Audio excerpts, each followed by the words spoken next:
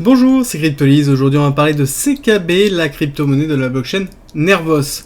Nervos Network, c'est une blockchain qui a pour vocation d'unifier un petit peu toutes les blockchains, en tout cas de présenter une solution sur laquelle on peut développer une application et porter cette application sur l'ensemble des autres blockchains qui sont interfacées avec Nervos. Nervos s'occupe de les interfacer. Il se caractérise comme étant un peu les routes parmi toutes les blockchains. Alors ce qui est très intéressant dans Nervos, c'est qu'ils ont transformé totalement leur site internet. Donc là vous avez l'ancienne version que je garde ici pour vous montrer. Je vous invite à aller regarder sur leur site, donc nervos.org, donc org, et vous allez voir qu'ils ont transformé totalement leur image. Très intéressant parce qu'ils sont en train de changer totalement aussi leur façon de communiquer à travers une image beaucoup plus simple, une réponse qui est réelle, qui est globalement c'est un passeport universel pour pouvoir concevoir une application et la porter sur l'ensemble des blockchains. Et c'est vraiment le principe même de Nervos. C'est le cœur même, c'est de l'interopérabilité. L'interopérabilité, alors façon de parler, c'est vraiment le principe même qu'on retrouve aussi sur d'autres blockchains de layer 0, c'est de créer une interface sur laquelle les gens construisent leur propre blockchain, et l'interface en elle-même s'occupe de créer des bridges ou des hubs pour pouvoir justement interfacer avec les différents autres blockchains. Donc c'est le framework, donc la blockchain même, qui elle-même va créer des bridges artificiels. Voilà. Il y a la notion d'interopérabilité à plusieurs facettes, et donc c'est la facette qui a été choisie par Nervos, et depuis d'ailleurs un certain temps. L'avantage c'est que du coup on a juste à construire sur Nervos et à utiliser les outils de Nervos pour avancer. Alors ce qui est intéressant de voir, c'est que là nous avons la roadmap qui a été donnée, qui est beaucoup mieux détaillée, beaucoup mieux, en tout cas mieux structurée sur le nouveau site, mais sans forcément les dates. Mais pour vous donner un ordre d'idée, on attend une grosse mise à jour qui s'appelle Axon, sur lequel on va avoir quand même pas mal de nouvelles fonctionnalités. On va avoir more bridge, donc plus de bridge, et surtout des solutions cross-chain de liquidité. Ça c'est très important parce qu'on n'oublie pas le problème de l'interopérabilité, c'est le transfert des liquidités. Pour faire simple, pour comprendre, vraiment basiquement, la liquidité c'est quoi? C'est les fonds monétaires qui sont dans la blockchain. C'est très important parce que c'est ce qui permet de faire des transactions, de pouvoir échanger entre un token et un autre token. S'il n'y a pas de liquidité, on ne peut pas faire d'échange. Si on ne peut pas faire d'échange, il n'y a aucun intérêt à être sur la blockchain. Et donc, derrière, le problème qu'il y a toujours eu, c'est ce qu'on appelle l'appel de liquidité. Quand on crée une blockchain, il faut de la liquidité. Et le souci, c'est que vous commencez à comprendre, c'est que plus vous avez de blockchain, plus vous avez la liquidité qui est éparse, en tout cas qui est répartie dans toutes les différentes blockchains, et donc on va se retrouver sur de la liquidité fragmentée.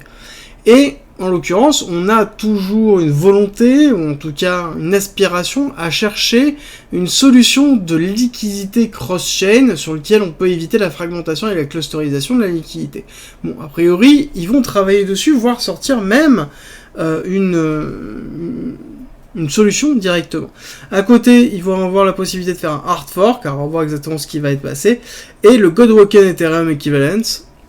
Faudra voir ce que c'est exactement, il n'y a pas trop d'informations dessus, en tout cas moi je n'ai pas trouvé d'infos. Si jamais vous avez des sources, n'hésitez pas à les mettre en commentaire, j'irai les regarder, ferai un post certainement sur le Discord, parce que je pense que c'est important de suivre Nervos au vu des modifications qui sont en train d'effectuer, et surtout de la communication. Alors on n'oublie pas, si vous avez regardé la vidéo comment détecter un projet solide, vous savez pourquoi la communication est importante. Parce que on peut avoir le meilleur projet au monde, si jamais on a un marketing qui ne tient pas le coup, globalement ça ne fonctionnera pas. Il faut qu'il y ait des use cases. C'est le gros problème de Nervos, c'est qu'il y a peu de personnes qui sont en train de développer des applications sur Nervos. Alors que le produit en lui-même est franchement abouti, super intéressant. Il est terminé depuis quasiment fin 2021. Et globalement, on sait que à la base 2022, ça devait être l'adhésion de masse. Bon, le problème, c'est qu'il y a eu le bear market qui est passé entre-temps, il y a eu plein d'autres choses, mais le produit est très intéressant, mais il n'y a pas forcément de développeurs qui travaillent ardemment dessus, ou en tout cas, les use cases sont quand même moyennes en termes de... en tout cas techno. Ce qui est très intéressant, c'est qu'ils ont opté la notion de multiplicité de la layer, donc ils vont être une layer 0 et offrir une layer 1 et une layer 2 directement intégré à Nervos pour pouvoir augmenter la notion de scalabilité, donc il prévoit absolument tous les cas, et c'est un gros avantage. Après, c'est aussi un gros inconvénient, c'est que ça veut dire que tout est porté par la même blockchain, c'est-à-dire que vous n'avez pas le choix, si vous utilisez Nervos, vous utilisez toutes les solutions de Nervos.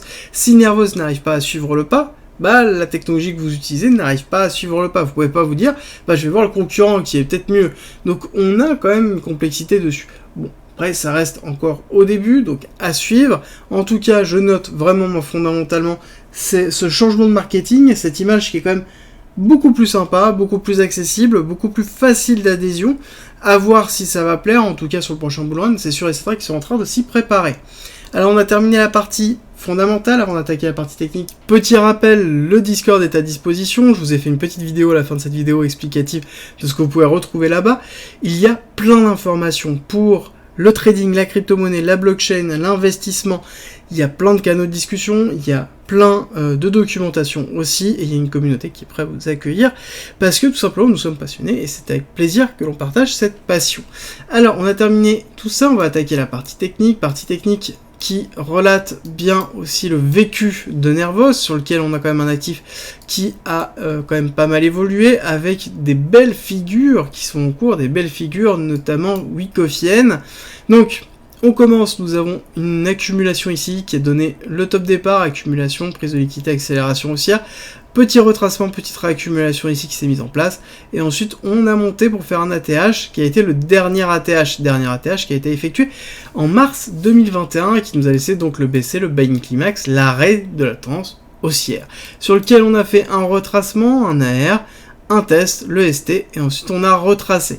Donc ça c'est la première action sur lequel on a baissé ARST, saut, avec un saut en 2 temps, avec justement un retest du ST, mais on a aussi une deuxième distribution qui est en cours, qui est beaucoup plus forte, qui est la distribution verte, buying climax, donc BC, automatic rally AR, ici les points bas, secondary test, donc secondary test moins puissant que celui-là, mais en tout cas beaucoup plus puissant en termes de volume, parce qu'on est parti beaucoup plus bas, donc on a quand même quelque chose qui est très fort, secondary test. Ici on a une distribution, donc chute, qui assure, et on est allé chercher le saut, le sign of weakness, avec la prise de liquidité de l'AR, donc on est quelque chose qui est prêt à partir, en tout cas, sur le principe. La question qu'on se pose, c'est où est-ce qu'on va s'arrêter au niveau du sign of weakness. On sait que ce que l'on attend dans une distribution de Wyckoff, c'est un UT à minima, donc c'est-à-dire un nouvel ATH, potentiellement un UTAD, qui serait donc un deuxième nouvel ATH, mais bon, qui est juste potentiel. Et derrière, au niveau du saut, donc on peut se poser quand est-ce qu'on arrête, quand est-ce qu'on s'arrête, à savoir qu'on a quand même une accumulation qui est en cours ici en SCARST, ARSTB, donc là on est dans la prise de liquidité, et dans cette partie basse, on a, et même ici, une accumulation avec un SC, donc ARST, STB, retest, et donc là pour l'instant on n'a pas fait de break of structure. Là on va attendre le break of structure mineur à minima qui va être à 0,056 pour se dire que potentiellement on repart à la hausse avant de faire un retest et partir, mais on pourrait très bien avoir un spring qui se met en place, donc une dernière action baissière pour pouvoir prendre la liquidité, et en l'occurrence on prendrait la liquidité de ce point bas, donc le 25,59, pourquoi pas, avec quelque chose qui serait plus agressif, mais aussi qui sous-tendrait que si jamais on casse ce point-là, cette prise de liquidité, ça voudrait dire qu'on passe en dessous, ici, de la vague 0, et donc, l'hypothèse héliotiste que l'on a depuis un certain temps, alors même si je suis sûr et certain qu'il manque de la data, et qu'on va plus bas ici, mais bon, pour l'instant, on va rester sur la notion de Qcoin, on casserait en fait ça, on invaliderait donc la vague 2, irait plus bas que le début de la vague 1, donc ce serait une invalidation héliotisme, mais bon, pour l'instant, ça reste valide, on est vague 1, vague 2, ce qu'on attend, c'est une vague 3 impulsive, on n'oublie pas, impulsive, donc très forte, découpée, généralement avec une notion de fractalité en 3 vagues, vague 1, vague 2, vague 3 puissante, 4, 5, et ce que l'on va chercher, c'est l'objectif, habituellement, de 1,618, donc pour nous amener à 0,07. Alors, ceci est valable, bien évidemment, si le fondamental suit. On sait que le produit est intéressant, maintenant, est-ce qu'il va arriver à séduire, c'est vraiment le principal. N'hésitez pas à regarder justement la vidéo de dimanche sur comment reconnaître un projet solide, parce que je pense que vous allez comprendre un certain nombre de choses si vous n'avez pas l'habitude, mais il y a des points très importants, et notamment l'écosystème et la communauté qui est derrière est très importante. La communauté qui est derrière CKB, il y a une grosse communauté, c'est une communauté qui est principalement américaine, mais une communauté d'investisseurs, c'est pas une communauté de builders, comme on aimerait le voir sur justement une blockchain d'infrastructure sur laquelle on crée des applications pour attirer les investisseurs. Là, c'est un peu l'inverse. Bon, c'est le problème, en tout cas, que je pourrais avoir. Par contre, on a quand même en perspective des gros pourcentages avec 2400% sur un 1,618. Il est évident qu'on va pas le faire demain. On va le faire à la fin d'un prochain bull run, donc on a quand même le temps. On n'oublie pas que les cycles, généralement, sont de 3 à 4 ans. Donc on a quand même le temps d'atteindre ce niveau-là, mais on le garde en tête. Étant donné qu'on a des grosses perspectives, si jamais on souhaite s'exposer à ces KV, on le fait avec un petit pourcentage, parce que ça reste très risqué. Et on a quand même des gros pourcentages pour pouvoir se dire que même avec un petit capital, avec une petite exposition, on peut avoir des rendements qui sont intéressants. Rejoins le Discord, c'est un lieu unique qui réunit toutes les informations sur l'investissement, le trading, la crypto-monnaie et la blockchain. Tu y trouveras notamment toutes nos annonces, une bibliothèque remplie d'informations mises à disposition gratuitement pour tout comprendre, des salons de discussion pour pouvoir progresser ensemble sur la crypto-monnaie, la blockchain, le minage, la fiscalité, la DeFi bien évidemment, et ensuite l'analyse technique avec la partie débutant, expert, sur les indices, sur même le trading en général.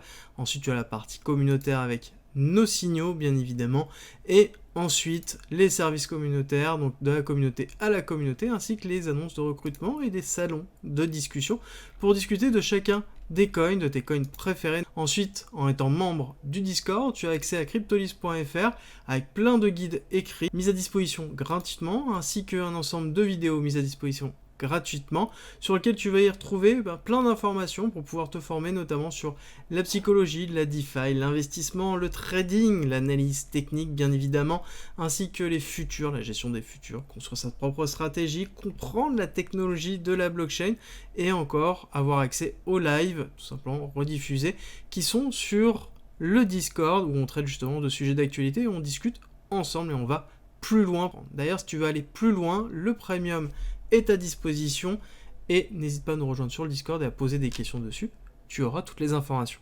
Si tu aimes mon contenu, like, partage et abonne-toi, ça m'aide énormément.